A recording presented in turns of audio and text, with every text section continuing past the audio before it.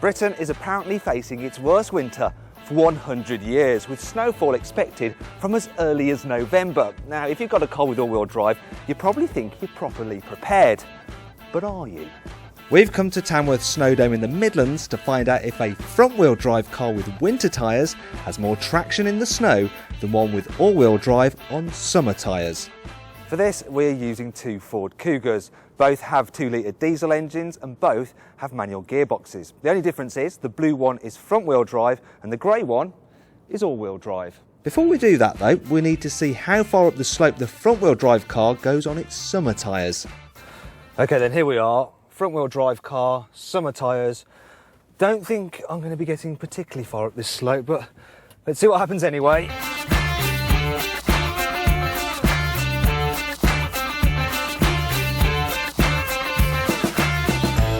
We're not moving anymore.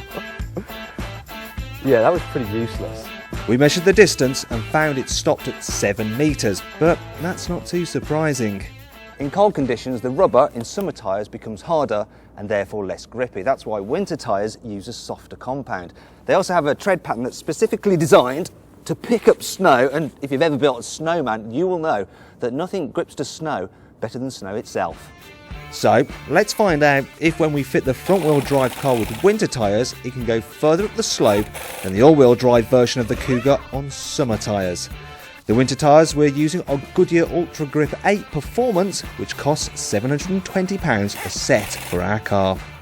Road tester Owen Mildenhall will be helping out by driving the 4x4 version of the Cougar, which incidentally costs £1,500 more than the two-wheel drive model.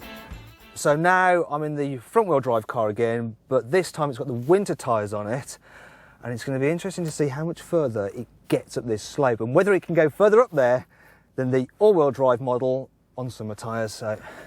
Okay, so we've got four-wheel drive but summer tyres. Now, a lot of people with four-wheel drive think that's all they're going to need when it snows.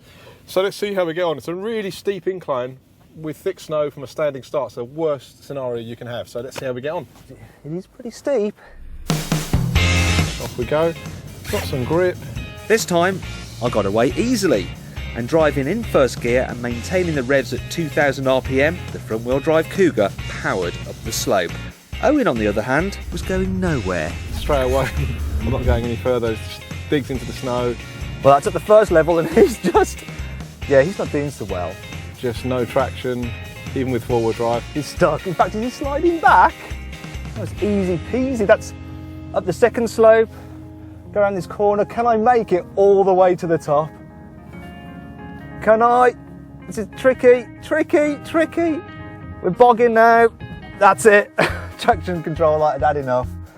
Once again, we measured the distances. This time, with winter tyres on, the front-wheel drive Cougar went 110 metres up the slope, stopping just a few metres from the top. The all-wheel drive car on summer tyres, however, only made it 13 metres up before sliding back down 9 metres. That means that in the end, it actually ended up no higher up the slope than the front-wheel drive car did when it was on summer tyres. For fairness, we should show you what the all-wheel drive Cougar can do when you've got it fitted with winter tyres. Now with summer tyres, it really didn't get very far on the slope, maybe 2 car lengths and then slid all the way back down again. Obviously it's not permanent four-wheel drive, so with the summer tyres the front wheels start spinning, and by the time the rear wheels come into play, the cars are already stuck. So now we've got winter tyres, and let's just see how big a difference we get. Okay, off we go. So just nice and gently on the clutch, off we get moving. Amazing difference as we go. It's just incredible. So no wheel spin, loads of grip. Absolutely incredible difference. This time, the all-wheel drive version of the Cougar went all the 136 metres up the ski slope. Obviously, the best solution for driving on snow is to have an all-wheel drive vehicle on winter tyres. But without the right rubber, an all-wheel drive car is just as useless as a two-wheel drive one.